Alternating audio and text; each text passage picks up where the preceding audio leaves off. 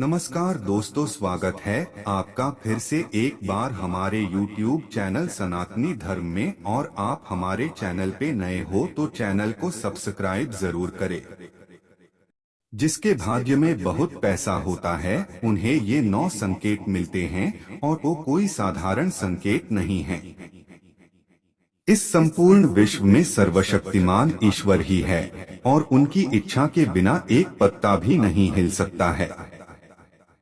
यह बात समय समय पर सिद्ध हो चुकी है कि ईश्वर प्रत्यक्ष रूप से भले ही दिखाई ना दे, लेकिन अप्रत्यक्ष रूप से वह इस संसार के कण कण में बसे हुए हैं। यह बात भी सत्य है कि हम में से कुछ लोग बहुत भाग्यशाली होते हैं क्योंकि उन पर ईश्वर की विशेष कृपा होती है और कुछ ऐसी शक्तियां उनके आसपास हमेशा विद्यमान होती है जो हर समय उन्हें सही मार्ग दिखाती है और हर मुश्किल में उनकी सहायता करती है। आइए जानते हैं कि भगवान कौन कौन संकेत देते हैं। पहला संकेत, जिन व्यक्तियों के अंदर काम, क्रोध, ईर्ष्या, मोह, माया, लोभ तथा अहंकार जैसी भावनाएं नहीं होती, उन व्यक्तियों पर ईश्वर की विशेष कृपा होती है। ऐसे व्यक्ति व्यभिचार नहीं करते, उन्हें क्रोध नहीं आता या अपने क्रोध पर काबू रखना आता है। ऐसे व्यक्ति अपने मुख से कभी गाली गलौज नहीं करते। ऐसे व्यक्ति अपने मन में ईर्ष्या की भावना न रखकर दया और प्रेम की भावना से दूसरों से पेश आते हैं। दूसरा संकेत, यदि किसी व्यक्ति को सपने में कई बार मंदिर या उसके आसपास का परिसर दिखाई देता है तो शास्त्रों में ऐसे व्यक्ति को भाग्यशाली माना गया है। जिन व्यक्तियों को अपने सपने में ईश्वर का बार बार साक्षात्कार होता है उन्हीं व्यक्तियों के साथ ईश्वरीय शक्तियां जुड़ी होती है। भगवान ऐसे व्यक्तियों को कुछ विशिष्ट संकेत भी दे सकते हैं जिनसे वह व्यक्ति समझ सकता है कि अलौकिक शक्तियां हर कदम पर उसके साथ हैं। तीसरा संकेत, जो व्यक्ति अपने दैनिक कार्य से बचा हुआ समय ईश्वर की भक्ति, आराधना और नाम स्मरण में व्यतीत करता है और ईश्वर को सत्य मानते हुए उनकी अनुभूति करने में समर्थ होता है, वास्तव में उस व्यक्ति के आसपास एक ईश्वरीय शक्तियों का पवित्र घेरा होता है जिसके कारण उसे ईश्वर का आभास होता रहता है। चौथा संकेत, ईश्वरीय कृपा प्राप्त व्यक्तियों में एक अनोखी शक्ति भी होती है और वह शक्ति है पूर्वाभास। पूर्वाभास यानी कि भविष्य में होने वाली कुछ विशेष घटनाओं का पहले ही आभास हो जाना। अगर आपको भी भविष्य में होने वाली कोई दुर्घटना या कोई अच्छी घटना के बारे में पहले ही अंदाजा लग जाता है तो आपके ऊपर भगवान की विशेष कृपा है।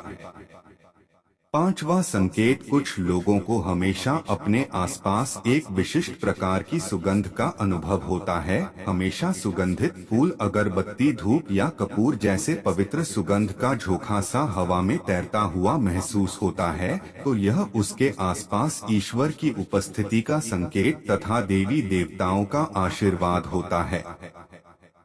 छठवां संकेत, ईश्वर का समय यानी कि ब्रह्मा मुहूर्त सुबह 3:30 से लेकर 5:30 या 6 बजे तक का समय होता है। हमारे शास्त्र में इस समय को बहुत ही महत्वपूर्ण माना जाता है। ब्रह्मा मुहूर्त को देवताओं का समय माना गया है क्योंकि इस समय के वातावरण में एक सकारात्मक ऊर्जा का संचार होता है। यदि किसी व्यक्ति की नींद प्रतिदिन ब्रह्मा मुहूर्त में अपने आप ही खुल जाती है और वह व्यक्ति अपने अत्यंत प्रसन्न चित्त से अपने नित्य कर्म से निवृत्त होकर ईश्वर की आराधना करता है और उगते हुए सूर्य को अर्घ्य देता है तो ऐसा व्यक्ति निश्चित रूप से ईश्वर की इच्छा के अनुसार ही ऐसा करता है। उसे ऐसा करने के लिए ईश्वरीय शक्तियां प्रवृत्त करती हैं, यानी कि ऐसे व्यक्ति पर भगवान की कृपा बनी हुई है।